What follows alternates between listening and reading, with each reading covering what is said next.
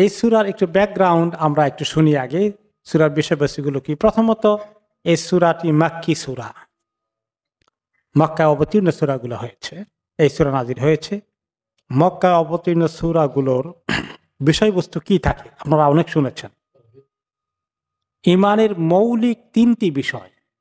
যদি ইমানের আরকানুল ইমান আছে কয়টা? 6টা 7টা। কিন্তু এই সবগুলোকে ইসলামের মূলকে 3 ভাগে ভাগ করা যায়। মৌলিক 3টি ভিত্তি। একটা হচ্ছে তাওহীদ, একটা হচ্ছে রিসালাত, একটা হচ্ছে আখিরাত। এই 3টা জিনিস, তাওহীদ আল্লাহ তাআলার একত্বের কথা, ইমানের মূল তাওহীদ। আর এই তাওহীদকে বোঝার জন্য আল্লাহর কাছ থেকে সমস্ত হুকুম আহকাম আসার জন্য নবুয়তের যে সিলসিলা আছে, এটা হলো দ্বিতীয় মূল বিষয় ইসলামের, রিসালাত। 3 নম্বর হলো দুনিয়ার জীবনের পরে একটা বিশাল জীবন আছে আখিরাতে। এই আখিরাতে 3টা হলো ইসলামের মূল এরিয়া। তো এই মক্কার প্রত্যেকটি সূরা ওই বিষয়ে মেইনলি আলোচনা করেছে। বাকি বিভিন্ন আমলের খুঁটিনাটি দিকগুলো, বাস্তব জীবনের আহকামগুলো, শরীয়তের বিভিন্ন হালাল হারামের অনেকগুলোই মক্কা মুকাররমায় নাজিল হয়নি। সেগুলো কোথায় নাজিল হয়েছে? মদিনা তয়্যিবাতে। কারণ গ্র্যাজুয়ালি, স্লোলি আস্তে আস্তে শরীয়তের হুকুমগুলো এসেছে। আগে ঈমানকে ঠিকঠাক মতো মজবুত করার কাজ মাক্কি জিন্দেগিতে হয়েছে। আর ঈমানের এই 3টি জিনিস, তাওহীদ, রিসালাত, আখিরাত, বাকিগুলোকে শামিল করে ফেলেছে। এই সূরার নাম শুআরা। শুআরা শব্দের অর্থ কি? শায়ের এক বচন, বহু বচন শুআরা। শায়ের হচ্ছে কবি, পয়েট, এটাকে আরবিতে বলে শায়ের। তো কবির কথা কি আছে এই সূরার শেষ ভাগে, একদম শেষের দিকে তাফসীর আমরা শুনবো। ওইখানে আল্লাহ তাআলা শুআরা কবিদের কথা বলেছেন যে অধিকাংশ কবিরাই ঠিকঠাক নাই, তাদের উল্টাপাল্টা কথাবার্তা। তবে তারা একমাত্র আল্লাহর হুকুম মানে ঈমান আনে। তারা অবশ্য ভালো মানের কিছু কবি আছে, কিন্তু মেজরিটি কবি উল্টা দিকে ছুটছে। এটা আসবে পরে। তো সেই আলোচনা থেকে ওইখানে শুআরা শব্দ এসেছে, সেখান থেকে আল্লাহ তাআলা এই সূরার নামকরণ করেছেন। এবং এই সূরার মধ্যে যে বিষয়বস্তু 3টা বলেছি, কিন্তু প্রথমেই আল্লাহ তাআলা কোরআনে পাকের কথা উল্লেখ করেছেন। আমরা শুনবো একটু পরেই। কোরআন দিয়ে আলোচনা শুরু করেছেন সূরার মধ্যে। তারপরে বিভিন্ন নবীদের কাহিনী এনেছেন। ইব্রাহিম আলাইহিস সালাম থেকে শুরু করে মুসা আলাইহিস সালাম, তারপরে লূত আলাইহিস সালাম, অনেক নবীর কথা, মুসা আলাইহিস সালামের কথা, ফেরাউনের সঙ্গে ওনার যে দাওয়াতি কাজের কথা, অনেক লম্বা চড়া সুন্দর বিষয়গুলো এসেছে এখানে। আর এই সূরার শুরুতে শুরু হয়েছে তাসিন মিম দিয়ে। আমরা শুনেছি এগুলোর নাম হচ্ছে হরুফ মুকাত্তাআত। হরুফ, হরফের বহুবচন। হরফ মানে কি? অক্ষর। মুকাত্তাআত বিচ্ছিন্ন, আলাদা আলাদা, কাটা কাটা অক্ষর। এই তাসিন মিম দিয়ে একটা শব্দ হয়নি, 3টি অক্ষরই আলাদা আলাদা উচ্চারণ করতে হবে। আলিফ লাম মিম, তাসিন, ইয়াসিন, তাসিন মিম, কাফ হা ইয়া আইন সাদ, প্রত্যেকটা আলাদা করে পড়ি, তাই না? এই আলাদা আলাদা করে অক্ষরগুলো উচ্চারণ করার নাম হচ্ছে হরুফ মুকাত্তাআত। এবং আপনাদের মনে আছে যে আল্লাহ তাআলা যখন এই শব্দগুলো দিয়ে যে সূরা শুরু করেন, তারপরে কোন জিনিসটা উল্লেখ করেন? হ্যাঁ বলেন। কিতাবের কথা। কিতাব বলতে কোনটা বুঝান? কোরআন। এই 3টি এই শব্দগুলো আলাদা আলাদা অক্ষরের পরেই যেটা আসবে সেটা হচ্ছে কোরআন, সেটা হচ্ছে কিতাবুল্লাহ।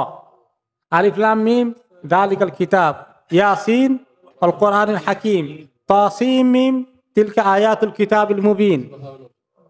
যখনই কাটা অক্ষর আসে তারপরেই কোরআন, কিতাবুল্লাহ আসে। এই দুটোর সঙ্গে কানেকশন আছে। কানেকশনটা হচ্ছে যে কোনো মানুষের বক্তব্যের মধ্যে এরকম আলাদা কেন করে কেউ আরবরা বলে না যে আরবদের ভাষায় কোরআন নাজিল হয়েছে। তারা কোনোদিন কোনো কথা বলার আগে বলে না আলিফ লাম মিম কাইফা হালুক। কেউ বলবে না, জীবনেও বলবে না। তাহলে এটা নবী মুহাম্মদ সাল্লাল্লাহু আলাইহি ওয়াসাল্লামের কথা নয়। এটা প্রমাণ করার জন্য আরবদের কাছে যে উনি এত কথা তোমাদের সঙ্গে বলেন, কোনোদিন আলিফ লাম মিম ইয়াসিন তাসিন মিম একদিনও তো বললেন না। তাহলে এটা কার কথা? আল্লাহ তাআলার কথা। পরিষ্কার আরবদের কাছে।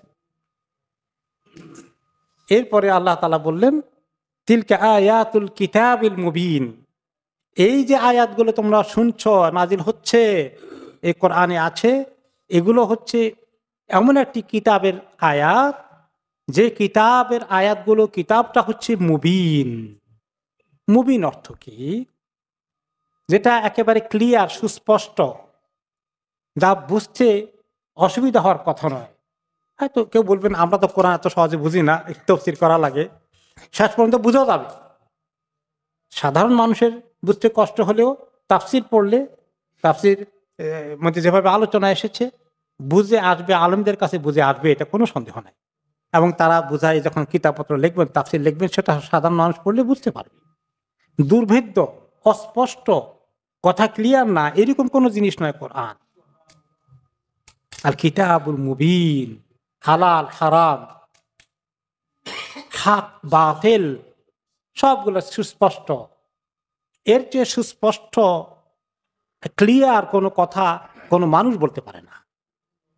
হুকুম, আহকাম, আদাবগুলো মানুষের জন্য দুনিয়া আখিরাতের কল্যাণ কোথায় হবে, কোন কাজে হবে, অকল্যাণ, ধ্বংস, সর্বনাশ, ক্ষতি কোথায় হবে, সবগুলোকে একদম ভেরি ক্লিয়ারলি আল্লাহ তাআলা পরিষ্কার করে দিয়েছেন। এই কিতাবের কথা, যে কিতাবটি অত্যন্ত সুস্পষ্ট, পরিষ্কার এবং ক্লিয়ার, কোনো অস্পষ্টতা নেই। এরপরে আল্লাহ তাআলা বলছেন নবী করিম সাল্লাল্লাহু আলাইহি ওয়াসাল্লামকে লক্ষ্য করে, লাআল্লাকা বাখিউন নাফসাকা আল্লা ইয়াকুনু মুমিনিন, মনে হয় যেন আপনি নিজেকে একেবারে জানটা শেষ করে দেবেন, কেন তারা ঈমানদার হয় না। নবী করিম সাল্লাল্লাহু আলাইহি ওয়াসাল্লাম যে এত কষ্ট করে 13টি বৎসর মক্কায় দাওয়াত দিচ্ছেন, উনি চান সমস্ত মানুষ হক বুঝে ফেলুক, ঈমান এনে ফেলুক, যে আল্লাহ সৃষ্টি করেছেন তার উপর, তার হুকুমগুলো মানুক। তিনি তো এই পেরেশানি নিয়ে দাওয়াতি কাজ করছেন মক্কার জমিনে। কত বছর করলেন? 13টি বছর করছেন। এবং কি বাধা দেওয়া হচ্ছে, কিভাবে সাহাবীদেরকে অত্যাচার করা হয়েছে, বেলাল রাদিয়াল্লাহু আনহু থেকে শুরু করে কত সাহাবীকে নির্যাতন করা হয়েছে। মক্কার কাফেররা বসে পরিকল্পনার পরে পরিকল্পনা করছে কিভাবে মুহাম্মদ সাল্লাল্লাহু আলাইহি ওয়াসাল্লামের এই দাওয়াতকে আটকানো যায়, কোরআন যেন শুনতে না পায়। কোরআন শোনার উপরে নিষেধাজ্ঞা জারি করলো যে এই কোরআনকে শুনতে পারবে না। এখনো পাওয়া যায় অনেক মুসলিম সরকারও অনেক সময় কোরআনের মাহফিলের নিষেধাজ্ঞা জারি করে দেয়। সুবহানাল্লাহ। কিছু আল্লাহর দুশমন আছে, কোনো জায়গায় তাফসির মাহফিল হবে, কোরআনের আলোচনা হবে, সেখানে আরেকটা গ্রুপ আরেকটা মিটিং ডেকে বললো, কয় 2 গ্রুপে গন্ডগোল হবে, এটা বন্ধ করে দাও, এখন নিষেধ। তো এভাবে যুগে যুগে হয়েছে। তো নবী করিম সাল্লাল্লাহু আলাইহি ওয়াসাল্লাম তো সাংঘাতিক ভাবে ফেস করেছেন। 13টি বছর দাওয়াত দিলেন, মাত্র হাতে গোনা অল্প কিছু লোক। ইসলামের বিজয় যখন আল্লাহ তাআলা মদিনায় আস্তে আস্তে দিয়েছেন, তখন হয়েছে ইয়াদখুলুনা ফি দীনিল্লাহি আফওয়াজা। তার আগ পর্যন্ত মক্কায় আস্তে আস্তে কিছু কিছু হচ্ছে। তিনি 13টি বছর কাজ করবেন, ওনাকে আল্লাহ আখরি নবী বানিয়েছেন, সমস্ত মানুষের কাছে দিন পৌঁছেই দিবেন। কত বড় দায়িত্বের পেরেশানিতে তিনি আছেন, বুঝতে পারছেন না।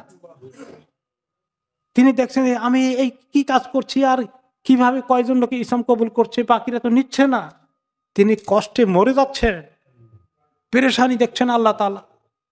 তো আল্লাহ তাআলা ওনাকে বলেন যে আপনি এত মানসিক কষ্টে পড়ার দরকার নাই, আপনি নিজের জানটাকে শেষ করে দিবেন মনে হয় যেন, রিল্যাক্স, আপনি আপনার কাজ চালিয়ে যান। আপনি যদ্দূর চেষ্টা করছেন, আল্লাহ তো দেখছেন, উনি কোনো কমতি করছেন মোটেই না, তিনি জান দিয়ে চেষ্টা করছেন। তো ওনাকে সান্ত্বনা দিচ্ছেন আল্লাহ রাব্বুল আলামিন যে হে আমার প্রিয় নবী, আপনি নিজের উপরে এত কষ্ট টেনে নিয়েন না, এত মানসিক কষ্টের দরকার নাই। আল্লাহ তাআলা এই যে ওনাকে সান্ত্বনা দিচ্ছেন এবং তিনি যে পেরেশান আছেন, এই কথা কিন্তু অনেক জায়গায় এসেছে, একবার নয় শুধু। আল্লাহ তাআলা ওনাকে বারে বারে দৃষ্টি আকর্ষণ করেছেন। সূরা আল কাহফে আমরা পড়েছি, ফালাআল্লাকা বাখিউন নাফসাকা আলা আথারিহিম ইল্লাম ইউমিনু বিহাযাল হাদীসি আসাফা। সূরা আল কাহফে। মনে হয় যেন আপনি নিজের জানটাকে শেষ করে দেবেন, যে তারা যে এই আপনার কোরআন দিয়েছি আপনাকে এত সুন্দর কথা, এইটার উপরে যে তারা ঈমান আনে না, এই কষ্টে আপনি জানটাকে শেষ করে দিবেন মনে হয় যেন। সূরা ফাতিরের 8 নম্বর আয়াতে এসেছে সিমিলার কথা। ফালা তাযহাব নাফসুকা আলাইহিম হাসারাত, হে নবী তারা যে ঈমান আনে না, এই কষ্টে আপনি আপনার জানটাকে শেষ করে দিয়ে না আফসোস করতে করতে। তারপরে আল্লাহ তাআলা বলছেন যে এটা তাদের ভাগ্য অবশ্যই, কিন্তু তারা কি করে তাদের অবস্থা তো আমি দেখছি। আমি যদি চাইতাম তাদেরকে বাধ্য করতাম ঈমান আনতে, ঈমান না এনে উপায় থাকতো তাদের। আমি তাদেরকে ফ্রি চয়েস দিয়েছি, স্বাধীনতা দিয়েছি, এখতিয়ার দিয়েছি। কে ভলান্টিয়ারলি ইচ্ছা করে দিনকে নেবে আমি সেটা দেখতে চাই। আর আমি যদি বলতাম একটা লোক কাফের থাকতে পারবে না, সবগুলো ঈমান কবুল করো, তাহলে ঈমান কবুল করতে বাধ্য হতো। কিভাবে? আমার কাছে সে পাওয়ার আছে, আল্লাহর কাছে আছে কিনা সে কথা আল্লাহ তাআলা বলেন পরবর্তী আয়াতে 4 নম্বর আয়াতে আল্লাহ তাআলা বলছেন, ইন্না শা'নু নাযিল আলাইহিম মিনাস সামাই আয়াতান ফাযাল্লাত আনাকুহুম লাহা খাদিঈন। আমি যদি চাই তাহলে আমি আকাশ থেকে এমন এক বড় ধরনের নিদর্শন পাঠাতে পারি, বড় ধরনের কোনো বিপদ তাদের মাথার উপর নাজিল করতে পারি যে খবরদার এই ঈমান না আনলে এক্ষুনি আমি তোমাদেরকে আকাশ থেকে গজব নাজিল করে সব হালাক করে দেবো। তারা দেখতে পাচ্ছে এরকম কিছু যদি হয় তাহলে সবগুলো দৌড় দিয়ে ঈমান আনবে কিনা? যদি দেখে যে মাথার উপর আকাশ ভেঙে পড়ছে, আর আল্লাহ যদি বলেন যে এক্ষুনি ঈমান আনানো হবে, আকাশ ভেঙে এখনই ফেলে দিব, সবগুলো মাটি চাপা করে দেব, তখন একটা কাফের ঈমান না এনে থাকবে? সবগুলো আনবে। হে নবী তারা ঈমান আনে না, এই জন্য আমার কোনো ক্ষতি হচ্ছে না। আপনি আপনাকে যে দায়িত্ব দিয়েছি পালন করেন। আর আমি যদি চাইতাম সবগুলোকে ঈমান আনতে বাধ্য করতাম, আমার কাছে সমস্ত সুযোগ রয়েছে, আমি সেটা পারবো, কিন্তু আমি এভাবে করব না। আমি দেখতে চাই যে তারা জেনে শুনে নিজ দায়িত্বে ঈমান কবুল করবে, হ্যাঁ, আল্লাহর কাছে তৌফিক চাইবে, আল্লাহর দিকে আসবে। কে কে আসে এটা আমি দেখতে চাই। আমি চাইলে তাদের প্রতি নাজিল করতাম আকাশ থেকে এমন কিছু যার কারণে তাদের ঘাড়গুলো, গর্দানগুলো মাথা নিচু করেই আমার অনুগত হয়ে যেত নিমেষের মধ্যে। তখন তাদের আর কারো কোনো উচ্চবাচ্য অথবা কোনো ধরনের ঘাড় চাড়ামি করার সুযোগ থাকতো না। আনাক বলতে গর্দানগুলো, অনক গর্দানগুলো তাদের সবগুলো নিচু হয়ে যেত। এখন গর্দান আমাদের দেশে কি বলে ঘাড় মোটা হয়ে গেছে, দেখছ? ঘাড় মোটা হয়ে গেছে, তাদের ঘাড় একদম চিকন হয়ে যেত, সরু হয়ে যেত, নত হয়ে যেত আমার আযাব দেখলে। তা তো আমি করবো না। এটা একটা অর্থ। তাফসিরে আরেকটি অর্থ এসেছে, আনাক বলতে সমাজের লোকদের যারা বড় বড় মাথাওয়ালা ওদেরকে মিন করে, লিডারগুলো। এটা আরেকটি অর্থ আরবিতে আছে। আর লিডারগুলো সব ঈমান আনলে আবু জাহাল, আবু লাহাব আর বাকি সবগুলোই তো ঈমান আনতো। আমাদের লিডার সবাই এসে গেছে। তা আমি চাইলে ওই লিডারগুলো যেগুলো আটকায়, ওই যারা বলছে খবরদার কোরআন শুনবা না, কিন্তু কেউ যেন কোরআন না শুনে, এই লিডাররা বলেছে এগুলো, আমি চাইলে আমি এমন আযাব দিতাম লিডারগুলো সবার আগে দৌড়ে ঈমান আনতো। কিন্তু আমি তা দেব না। আমি দেখতে চাই কে আসছে ঐচ্ছিক করে ভাবে।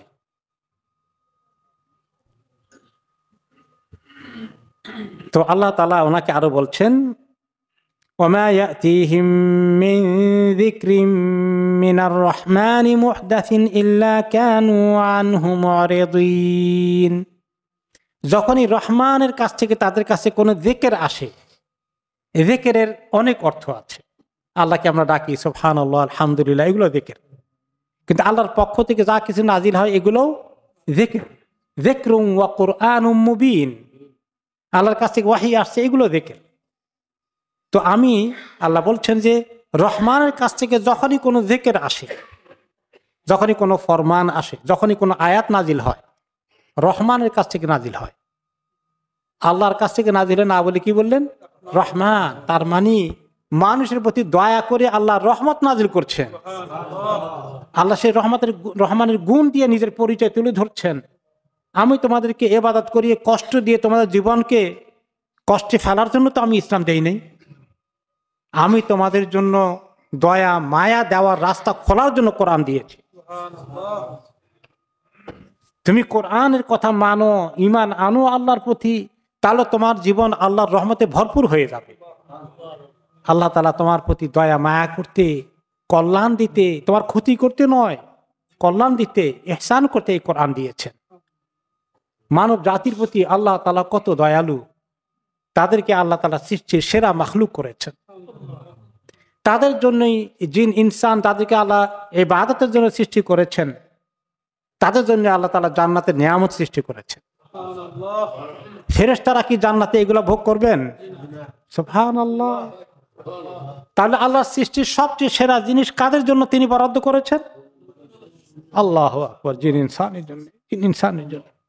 তাদেরকে রহমত দিতে তো আমি তাদেরকে সৃষ্টি করেছি। ওমা খালাকতুল জিন্না ওয়াল ইনসা ইল্লা লিয়াবুদুন।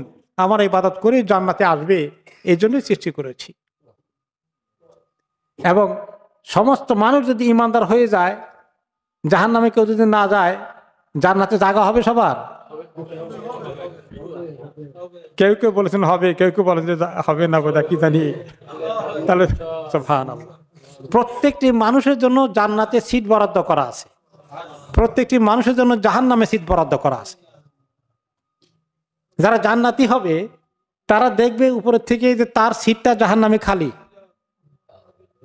আল্লাহ দেখাবেন, দেখো তোমার জাহান্নামে সিট খালি, তোমার সিট দেওয়া হয়েছে জান্নাতে। তখন সে যে আল্লাহর প্রতি কত কৃতজ্ঞতা প্রকাশ করবে যে আল্লাহ ইন্না লিল্লাহ, আমি যদি অল্পের জন্য মিস করতাম তাহলে আমার ঠিকানা ওখানে হয়ে যেত। আর কাফেরকে দেখাবেন, দেখো তোমার জান্নাতে সিট খালি। এই জন্য দেখাবেন যে সে যদি আফসোস, হায়রে আমার কি কপাল পোড়া, কি করলাম আমি, আমল না করে চলে আসলাম, ওই জান্নাতে আমার সিট খালি। ওই খালি সিটগুলোর জন্য পরে আল্লাহ তাআলা অন্য মাখলুক সৃষ্টি করে তাদেরকে বরাদ্দ করবেন। তো এই যে আল্লাহ তাআলা আমাদেরকে রহমান, কত দয়ার জন্য কোরআন দিয়েছেন, এত সুন্দর করে হিদায়াত দিয়েছেন, এত সুন্দর পবিত্র জিন্দেগি দান করেছেন। আপনি যদি ইসলামের জিন্দেগি দেখেন আর তার বিপরীত জিন্দেগি দেখেন, পাক পবিত্রতা, মানুষের জীবনে তাহারাত পবিত্রতা কত মানুষ করে? ফরজ গোসল করে কয়জনে গোসল করে মুসলমান ছাড়া? অন্য মানুষের ফরজ গোসল তো চেনে না। খাওয়ার মধ্যে হালাল হারাম, কত সুন্দর খাবারগুলো পাক হালাল তয়্যেব, হালালগুলো আল্লাহ আমাদের জন্য হালাল করেছেন। আর এই পচা শুকরের গোশতকে আল্লাহ হারাম করেছেন। মদের মতো খারাপ জিনিস আল্লাহ হারাম করেছেন। এত খারাপ জিনিসের মধ্যে ডুবে আছে। সুবহানাল্লাহ। কালকে ইটালি থেকে একজন ভদ্র মহিলা ফোন করলেন মসজিদে যে তার স্বামী এরকম মদে আসক্ত, এই কার বহুদিন পর্যন্ত সহ্য করতে করতে করতে করতে শেষ পর্যন্ত, এবং তার সোশ্যাল সার্ভিস ইনভলভ হয়ে তাকে বাইর করে দিয়েছে। এবং সে, আমি কারো পরিচয় দিচ্ছেন না, কাজেই সিস্টারটা শুনলে মনে করুন না যে আপনার খবর সারাদিনে বলে দিলাম। Nobody knows you. শেষ পর্যন্ত মানে এই অবস্থা। এখন সে কাতর হয়ে আসতে চায়, কিন্তু এখনো মদ ছাড়তে পারে না। এমন ধরা ধরেছে তাকে, এখনো ছাড়তে পারে না। বলে আমি তো ছাড়তে চাই কিন্তু ছাড়তে পারি না। এই যে মানুষ এটা খারাপ অভ্যাসে চলে যায়, যারা ড্রাগ এডিক্ট হয়ে যায়, আপনারা দেখেন কত খারাপ জিনিসে ঢুকে গিয়ে জীবন শেষ, পরিবার শেষ, স্বাস্থ্য শেষ, অর্থকড়ি শেষ, এই নেশার মধ্যে ডুবে আছে। আল্লাহ তাআলা মানুষকে এগুলো কেন হারাম করেছেন? মানুষের কল্যাণের জন্য হারাম করেছেন। অনেক কিছু আমাদের, সুদ, ঘুষ, যারা ঘুষ খায়, ঘুষের বিরুদ্ধে কথা বলে ওদের কষ্ট লাগে, কারণ তার বেতন হলো 50,000 টাকা, আর মাসে ইনকাম কত? 5 লাখ টাকা হয়ে যেতে পারে। কয় সর্বনাশ, আমি ঘুষ না খেলে তো আমার কত বড় ক্ষতি হয়ে যাবে। ইয়া আল্লাহ, তার ক্ষতি হবে না লাভ হবে? কত লাভ হবে তার। কি আমাদের দেশে জাহান্নামের আগুন থেকে আল্লাহ তাকে হেফাজত করবেন? যে অফিসারটা বসে ঘুষ খায় না, অন্য অফিসারগুলো সবগুলো ঘুষ খায়, তারা তো জাহান্নামে যাওয়ার রাস্তার দিকে চলে গেছে, আর তাকে তো আল্লাহ জান্নাতে নিয়ে যাবেন। তার ক্ষতি হলো না লাভ হলো? সুবহানাল্লাহ। কোন জিনিসকে আল্লাহ আমাদের জন্য, যেটাই আমাদের জন্য নিষেধ করেছেন সেটার মধ্যেই ক্ষতি আছে। তো এইটা আল্লাহ তাআলা রহমান, রহমতওয়ালা আল্লাহ। কোনো শরীয়তের কোনো জিনিস আমাদের জন্য শাস্তি স্বরূপ দেননি। কিছু কিছু মানুষ মাঝে মধ্যে বলে, আরে এটা করা দেয় না সেটা হারাম, ওইটা করা দেয় না সেটা হারাম, ব্যবসা করা দেয় না সুদে টাকা নেওয়া না সেটা হারাম, তো কোনটা কোনটা করবো? নাউজুবিল্লাহ। মানুষ মাঝে মধ্যে এরকম বিরক্তি প্রকাশ করে যে ইসলামটা খালি রেস্ট্রিকশন, খালি বাধা বিপত্তি। কপাল পোড়া। তোমাকে আল্লাহ তাআলা জান্নাতে নেওয়ার জন্য তোমাকে আল্লাহ কত কেয়ারে কত সুন্দর জিন্দেগি দিচ্ছেন, আর নাপাক জিন্দেগি যার মধ্যে আকর্ষণ রয়েছে কিন্তু তার মধ্যে রয়েছে ক্ষতি। আল্লাহ তাআলা হাকিম, তিনি জানেন কোথায় আমাদের কল্যাণ হবে, কোথায় আমাদের ক্ষতি হবে। ওনার চেয়ে বেশি কেউ আর জানেন? তিনি আমাদেরকে অবশ্যই কষ্টকর কোনো জিন্দেগি দেননি, কষ্টকর জিন্দেগি দেননি। তবে কোনো ছাত্র যদি ভালো রেজাল্ট করতে চায়, সে কষ্ট করে বেশি লেখাপড়া করে না, শুধু ঘুমায়, রিল্যাক্স করে।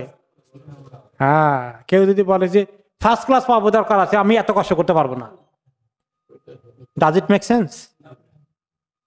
তুমি ফার্স্ট ক্লাস পাবা, পাস করবা, তুমি একটু কষ্ট করো। ইন্নামা আল উসরা ইউসরা, একটু কষ্ট করো, তারপরে তোমার জন্য ইজি করে দিবেন। হ্যাঁ, সারা তোমার আখিরাতের অনাগত জিন্দেগি তোমার জন্য আল্লাহ তাআলা কত সুন্দর করে দিবেন।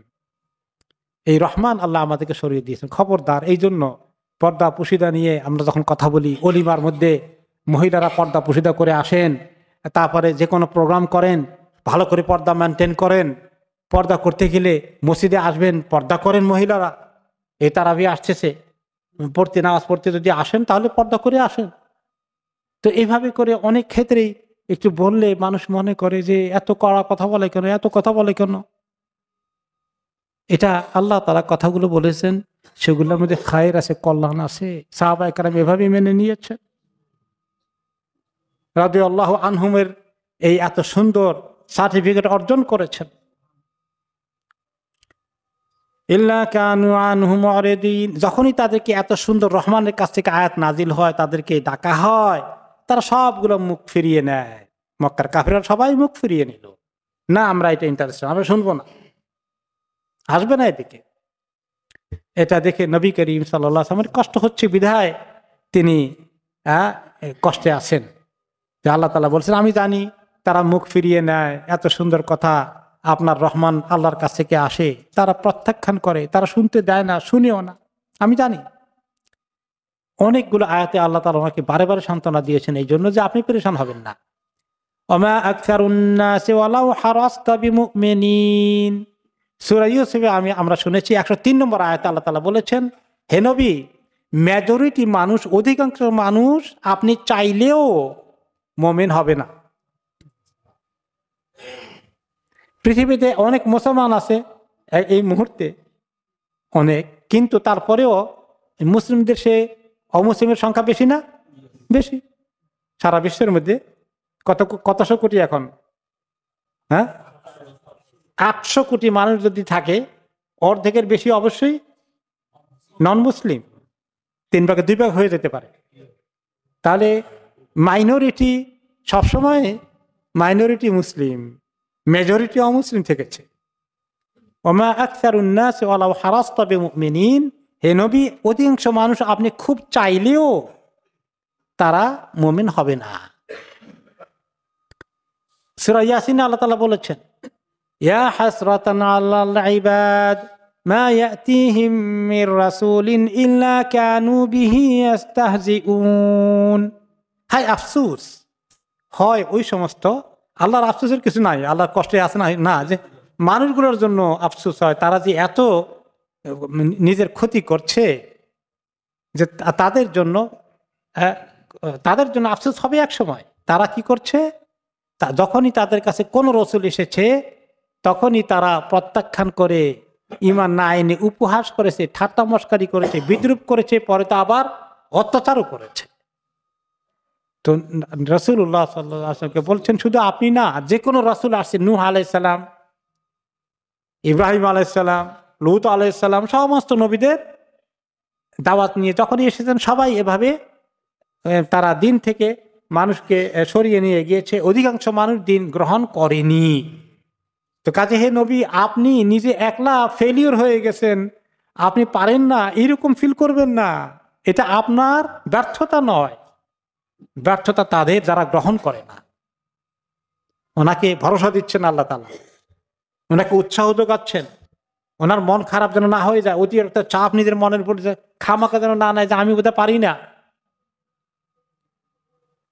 সূরা মুমিনুনের 44 নম্বর আয়াতে আল্লাহ তাআলা বলেন, কুল্লামা জাআত উম্মাতার রাসূলুহা কাযযাবু, যখনই কোনো উম্মতের কাছে তাদের রাসূল এসেছিল তাকেই তারা মিথ্যাবাদী বলে উড়িয়ে দিল, গ্রহণ করলো না, প্রত্যাখ্যান করলো। কাজেই আপনিও সেইভাবেই তাদের কাছ থেকে এখন যে বা ফেস করছেন, এটা সব নবীরাই ফেস করেছে। সব নবীদেরই এই একই বাধার বিপত্তি মোকাবিলা করতে হয়েছে। কাজেই আপনি কখনো মনে করবেন না যে আপনি ব্যর্থ, আপনি পারেন না।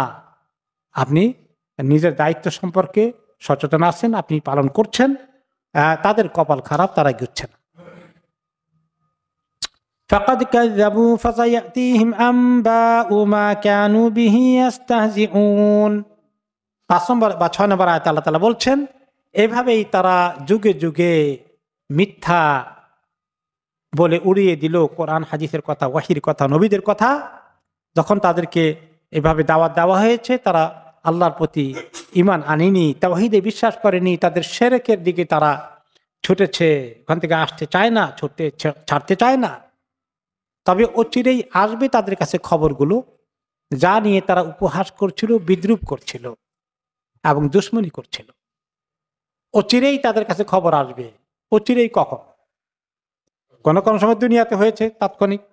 আবু জাহাল, আবুল আহাব বেশি দিন লাগেনি, বদরের যুদ্ধে খবর হয়ে গেছে। আর কিছু কিছু কাফেরের এর আগের নবীদের সময় ফেরাউন থেকে শুরু করে সবারই খবর হয়েছে। যখন তাদের মওত শুরু হয়ে যায় তখনই খবর হয়ে যায়। এটা খুব লম্বা সময় না, আল্লাহর দৃষ্টিতে কোনো লম্বা সময় না। তারা সব টের পাবে যেগুলো এখন বলছে, কত আফসোস তারা করবে। আওয়ালাম ইয়ারাউ ইলাল আরদি কাম আমবাতনা ফিহা মিন কুল্লি যাওজিন কারীম। আচ্ছা, তারা কি দেখে না, এই জমিনের দিকে একটু তাকায় না, পৃথিবীর দিকে তাকায় না, জমির নিচের দিকে একটু তাকাক, যে আমি ভূমির মধ্যে কি করি। কাম আমবাতনা ফিহা, আমি কত সৃষ্টি করেছি এখানে, কত ফসল উৎপাদন করেছি তাদের জন্যে। মিন কুল্লি যাওজিন কারীম, এমন ভালো ভালো পবিত্র এবং খুব সুন্দর সুন্দর জিনিসগুলো, যেগুলো বিভিন্ন কত রকমারি ফসল, কত রকমারি ফল ফলাদি, কত রকমারি শাক সবজি এই জমিন থেকে আমি ফলাই তাদের জন্যে। মাটির নিচে কিচ্ছু নাই, আর সেখান থেকে বেরিয়ে আসে কত দামি দামি জিনিস, কত সুন্দর মজাদার ফলগুলো, সবজিগুলো, তরকারিগুলো। এই মাটি খুঁড়লে এখন কিছুই পাওয়া যাবে না। বীজ লাগালে আস্তে করে, এই বীজ, ছোট্ট একটা বীজ থেকে গাছ বড় হয়ে কত কিছু আসছে, কত সুমিষ্ট আমগুলো, আনারসগুলো, আঙ্গুরগুলো, খেজুরগুলো, মাশাআল্লাহ, এত ভালো ভালো জিনিস তাদের জন্য আমি তৈরি করে নিয়ে আসছি। কত রকমের, কত কালার, কত স্বাদের, কত মজা। কোনোটা একটু টক, কোনোটা একটু মিষ্টি, কোনোটা একটু তিতা। তিতাটাও খুব দামি জিনিস, করলা তিতা লাগে, কিন্তু অনেক দামি জিনিস না? এর মধ্যে কত রকমের উপাদান রয়েছে স্বাস্থ্যের জন্য। আল্লাহ রাব্বুল আলামিন মানব জাতিকে বলছেন কোরআনের এই সূরার মধ্যে, যারা আল্লাহর প্রতি বিশ্বাস রাখে না, ঈমান আনে না, বিশেষ করে রাসূলুল্লাহ সাল্লাল্লাহু আলাইহি ওয়াসাল্লাম যখন মক্কার লোকদের কাছে ওহীর দাওয়াত দিলেন, তখন তাদের আশেপাশে যে আল্লাহর সৃষ্টি আছে, যিনি থরে থরে সৃষ্টিকে সাজিয়ে রেখেছেন, সে আল্লাহর পক্ষ থেকে, তাদের সৃষ্টিকর্তার পক্ষ থেকে যখন তাদের কাছে কোনো ফরমান আসে, সেটাকে তারা কিভাবে অস্বীকার করে মানতে। আওয়ালাম ইয়ারাউ ইলাল আরদি, তারা কি জমিনের দিকে দেখে না। কাম আমবাতনা ফিহা মিন কুল্লি যাওজিন কারীম, আমি কত রকমের অনেক কিছু উৎপাদন করেছি, সম্মানিত এবং তাদের জন্য অনেক ভালো ভালো খাবার সমূহ, ফল, সবজি, তরি তরকারি, সব কিছু, এত সুন্দর সুন্দর জিনিস তাদের জন্য আমি উৎপাদন করি এই জমিন থেকে।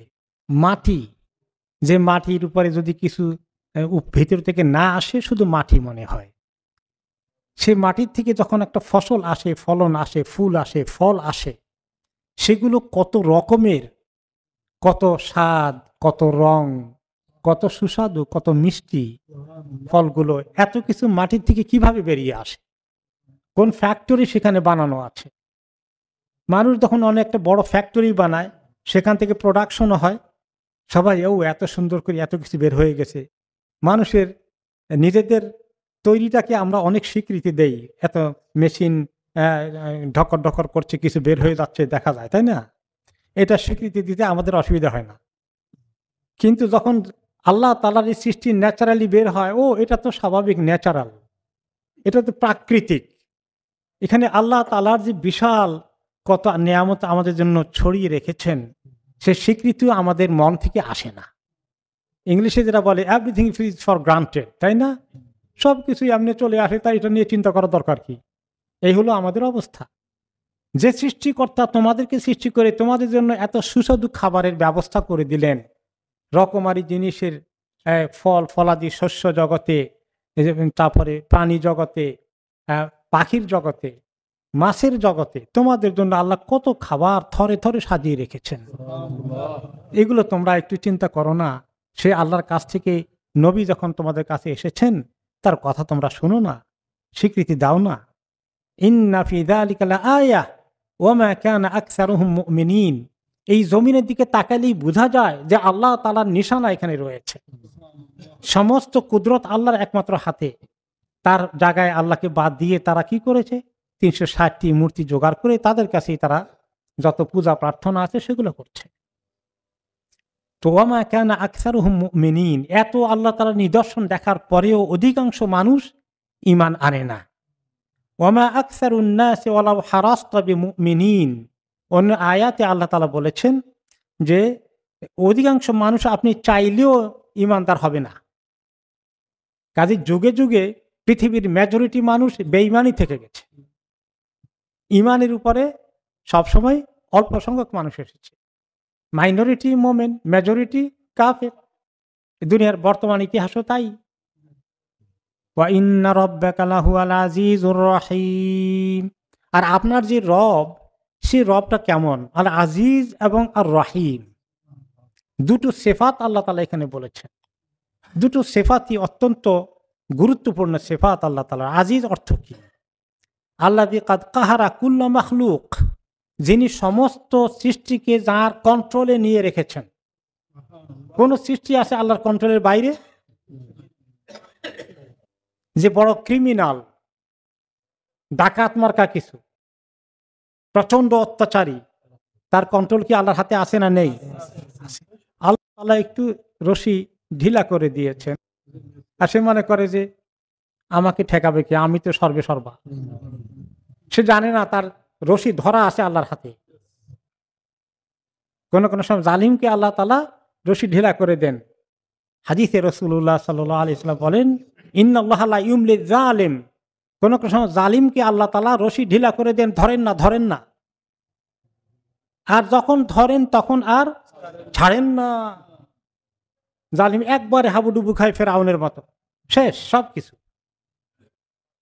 তো আল্লাহ তাআলা কাহারা কুল্লা মাখলুক, সমস্ত মাখলুককে আল্লাহ তাআলা তার নিয়ন্ত্রণে একদম ধরে রেখেছেন।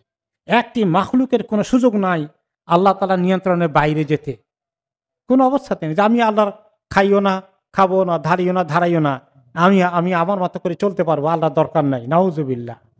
কেউ কেউ মনে করে এরকম, তাই না? সুবহানাল্লাহ, কেউ কেউ মনে করে। কিন্তু আল্লাহ তাআলা আমাদেরকে এতটুকু মনে করার সুযোগ দিয়েছেন যে আমরা আল্লাহ তাআলাকে বিশ্বাস করি, জানি আছেন, তিনি আমাদেরকে স্বাধীনতা সীমিত আকার দিয়েছেন। দেখেন আমরা কি করি, কিভাবে চলাফেরা করি, কিভাবে তার হুকুম মানি, কিভাবে দুনিয়াতে ক্রাইম করি না দুনিয়াতে বিনয়ী থাকি, আল্লাহর হুকুম মানি না তার সঙ্গে বিদ্রোহ করি। দেখেন এই যে ঈমান, এই কত বড় নিয়ামত। আর যারা এই ঈমানকে মিস করেছে কত বড় ক্ষতি। লন্ডনের থেকে 300-400 মাইল, 200-300 মাইল দূর থেকে পিতা মাতা তাদের সন্তানকে নিয়ে আসলেন, এই লেভেলে পড়ে। যে ঈমান কত বড় জিনিস, দেখেন কিভাবে ঈমান হারাতে পারে মানুষ।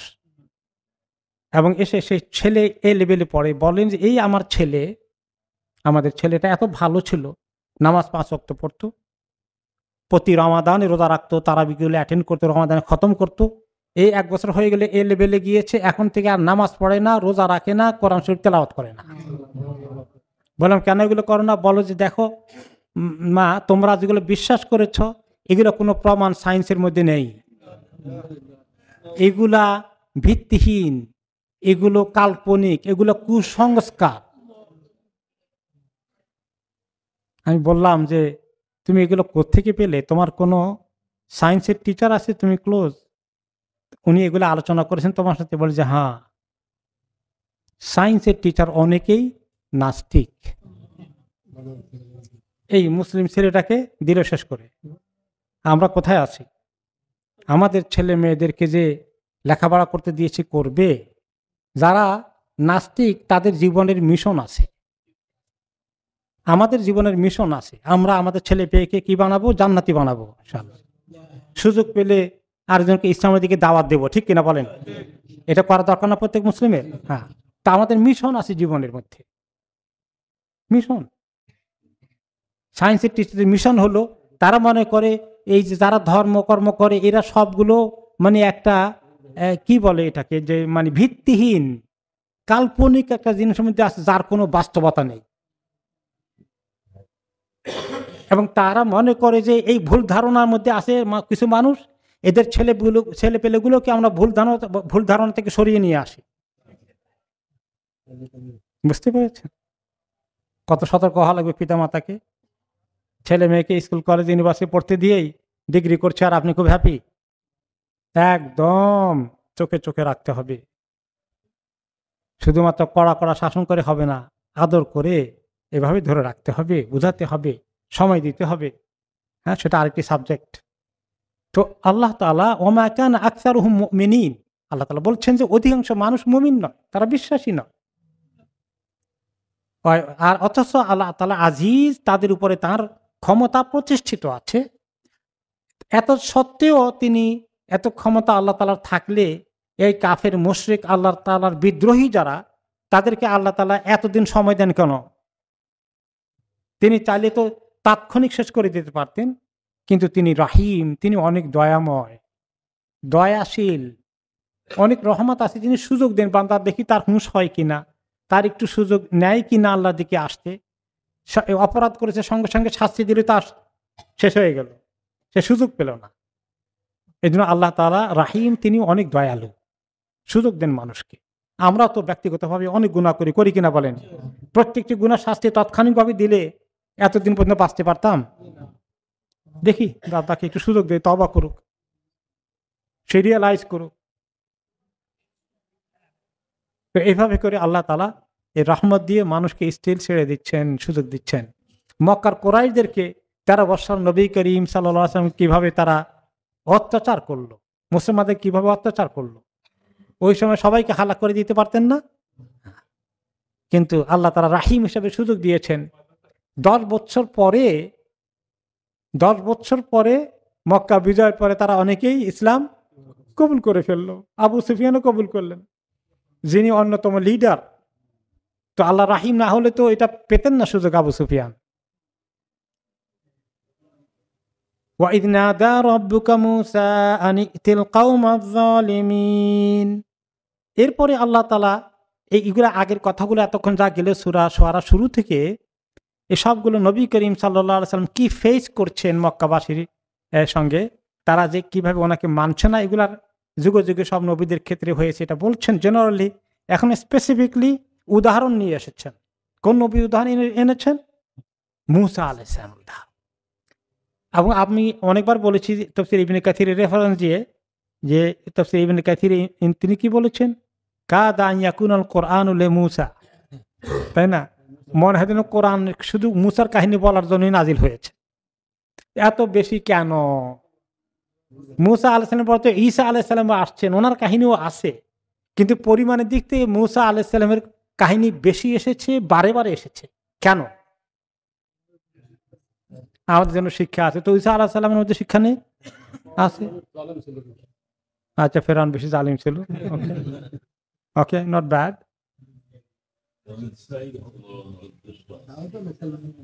আচ্ছা, বহু রকমের ব্যাখ্যা নেওয়া যায়, কিন্তু সবচেয়ে বেশি হলো যে মূসা আলাইহিস সালামের এবং ঈসা আলাইসাল্লাম এই দুইজন নাম করা নবী রাসূলুল্লাহ সাল্লাল্লাহু আলাইহি ওয়াসাল্লামের পূর্বে।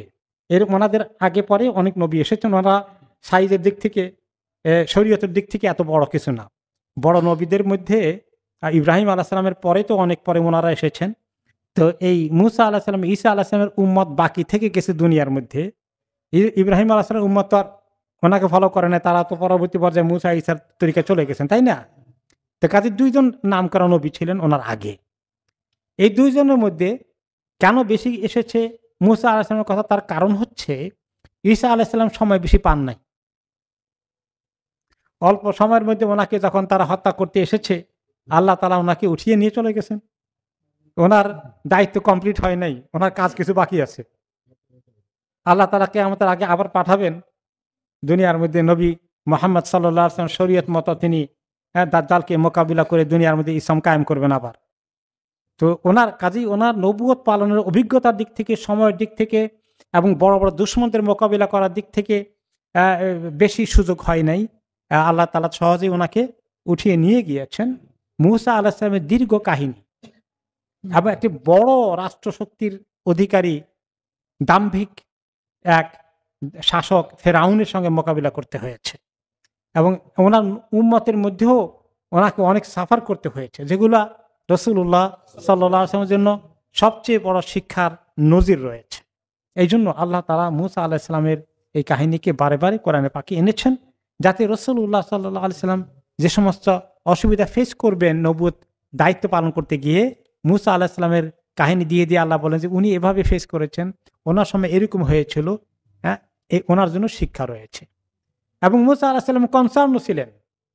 তখন মেরাজে গিয়েছেন রাসূলুল্লাহ সাল্লাল্লাহু আলাইহি ওয়াসাল্লাম, ওনাকে বুদ্ধি পরামর্শ কে দিয়েছেন? মুসা আলাইহিস সালাম। কারণ ওনার অভিজ্ঞতা অনেক বেশি। 50 ওয়াক্ত নামাজকে আল্লাহ তাআলা বলে দিলেন এই যে 50 ওয়াক্ত তিনি চলে আসতেছেন। পরে মুসা আলাইহিস সালাম বারে পাঠিয়ে কয় ওয়াক্তে আনলেন? 5 ওয়াক্তে। গত কয়েক সপ্তাহ আগে প্রশ্ন আসছিল যে কেউ কেউ বলছে এই হাদিসটা ঠিক না, কেউ কেউ ইহুদিরা বানিয়েছে হাদিস মুসা আলাইহিস সালাম শানকে বড় করে দেখানোর জন্য, যে ওনার জ্ঞান মুহাম্মদ সাল্লাল্লাহু আলাইহি ওয়াসাল্লাম থেকেও বেশি। রিসার্চ করে গবেষণা করে করে হাদিস আবিষ্কার করা যাবে? সুবহানাল্লাহ।